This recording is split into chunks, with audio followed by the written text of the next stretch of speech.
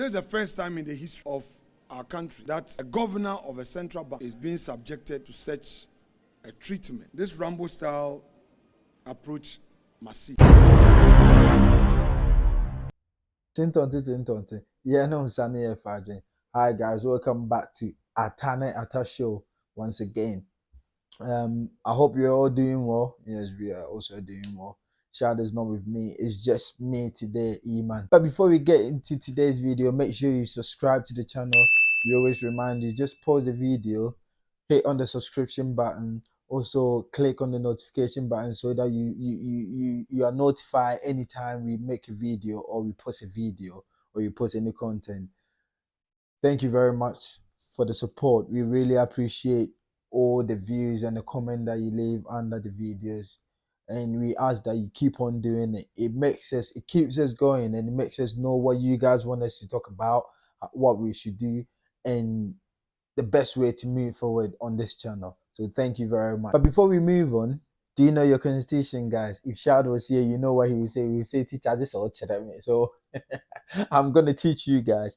Article 200, the police service, clause 3.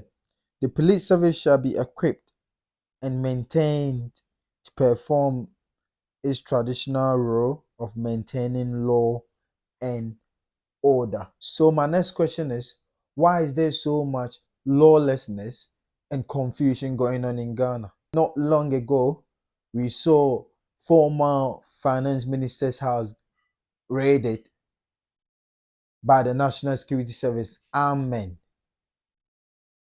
Not too long ago, we are yet to know the in and out of the whole story. The story has not just ended, has not even ended. We don't know what happened. There are no public knowledge as to why his house got raided, what they found, and all these things. So the case has not even been solved yet. And then yesterday, the ex-governor of Bank of Ghana, his house also got raided, led by the same person, Mr. Richard Jakpa, or whatever his name is. So people are going to ask, who is Mr. Jakpa? Mr. Jakpa is the self-proclaimed director of operation at National Security Service. That's what Mr. Hafenyo Markin said today when he held a press conference at the parliament. Because yesterday he led a raid to the former like I said, Bank of Ghana's governor, Mr. Ernest Addison's house, and he went with some NDC foot soldiers who said they are there in the interest, they've got warrant, and they are there in the interest of national security. The minority caucus is here to express its concerns about the growing lawless conduct of our national security operatives who the government has unleashed on opponents, particularly the NPP appointees of former President Nana Addo Dankwa Akufo-Addo. We've heard of some raids, and in some cases, these so-called security operatives rob these officials when they are leaving their premises. They force their way, overpower the security, and enter these premises. This Rambo-style approach must cease. This is the first time in the history of our country that a governor of a central bank is being subjected to such a treatment. Now my question is, why all of a sudden this keep on happening? Before it was Mr. Ken, Honorable Ken Oforiatta, and now is this guy, Mr. Addison, Dr. Addison, sorry. Is this the government? Is it the current president using this Rambo style, this military style to arrest people? Why is it happening all of a sudden? Do we have the reasons why? Do we know the reasons why? And why is the president not talking about this? These are some of the questions that a lot of people, including myself, are asking. Why is this happening? If you guys remember, the Attorney General just discontinued the cases of 10 former appointees or 10 appointees of the previous Mahama government. So I'm putting one and two together. I'm trying to say that this is what they do. The NPP come into governance, they try and arrest all the alleged corrupt leaders of the government of that time. They won't do nothing about it. They come into power 4 years, 8 years down the line.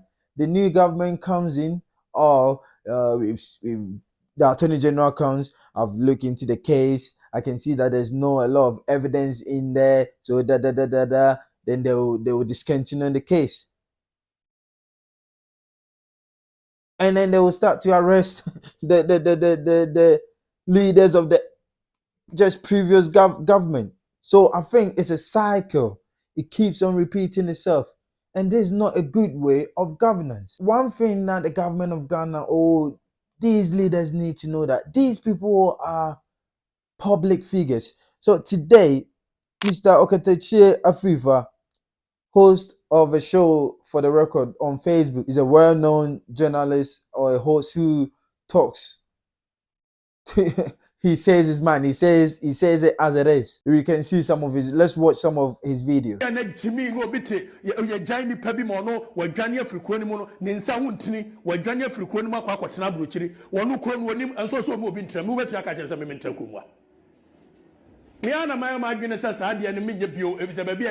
We need intellectual discourse. I won't pay attention to you. Now me pay attention to you. I would say keyboard gangster now. We jina ha we ye. We tell you phone china. Me no be ka obeti. Who come come me atia the simple kra. Me see you sure na chese obi a keyboard gangster. We won't pay attention to him. Eh na jina me nim say ye nyina ye jina mu ya ku bia. Mami atia the say otimi kasa ye say you may call class na tuo me home me catch you na ho bi onye gangster wona me tuo no. Me a gangster from Kumasi Swami. Me a gangster, just me a guy rough. Who won't say any mutia? If we are going to police the media, the social media space. Obian wa ebe man kwa na betra se na oti soja o ma kuronimu ye twasu ene ya me no kai say court warrant dan krofo bi so a wo muntimi makrom a enso mutimi tra no mu dwo wonu na na ye be mo traffic hey around here am ka sam chiro me no ho bre ati so wo menya ho bre pa na chi se wo krom ha uni krom a me no ho bre me against the rough ya ko bisa me ma me ko shop no wo madu koko bisa bonfa chi ase ye bomidia koko bisa Asante Aguna koko me ya na wetimi kwa mimi timi kwa Asante Aguna na Asante Aguna I control the street. So you can see he speaks truth to power without any fear.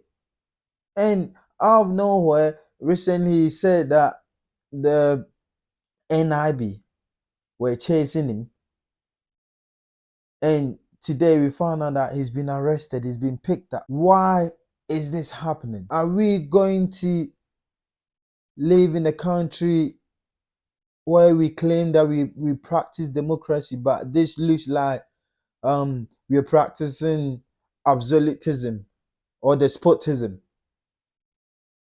where power is taken away from the people, and because we are in power, government is in power, so we can use this Rambo-style, these militaries, as we wish to arrest people that speak against the government in power. I know a lot of people. I heard Kojo Shedin saying that the government has been in power for just 3 months, so they shouldn't be.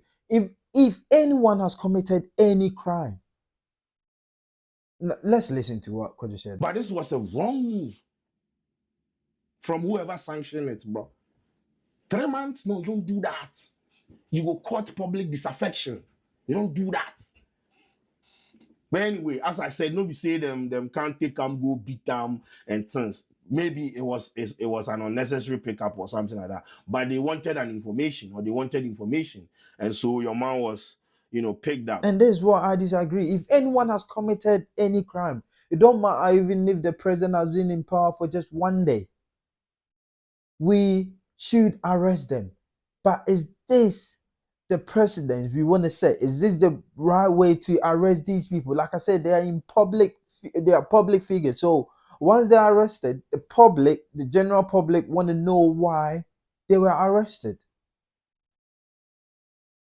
There've not been no report from the Attorney General, from the NIB, from the security agencies in Ghana, nothing.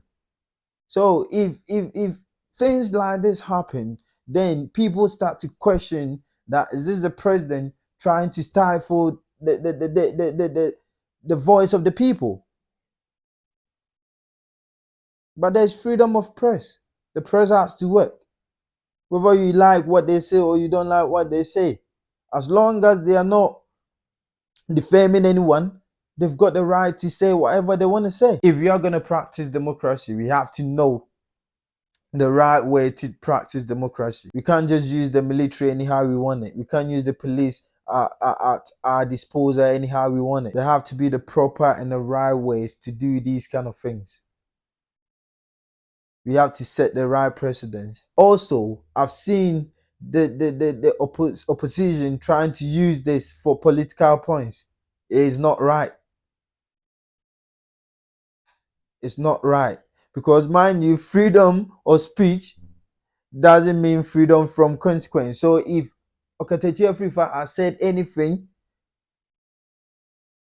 that has defamed anyone, or that means he has to be brought into question to be questioned, they have to follow the right procedure. So I've seen some NPP officials we went in and no. We shouldn't politicize this. It's not right. Whether it's from NPP, NDC, it's not right. But hey, I've said what I want to say. If you're getting value for this video, let me know in the comment section. Do you think this form of absolutism, this Rambo-style of governance, is it the best? Do we need it right now? Let me know what you think in the comment section. Thank you for watching. Like I said, subscribe to the channel, like the video, and we thank you very much for the support you're giving to this channel. We really appreciate it. Let us know what you think as well. Thank you. Peace.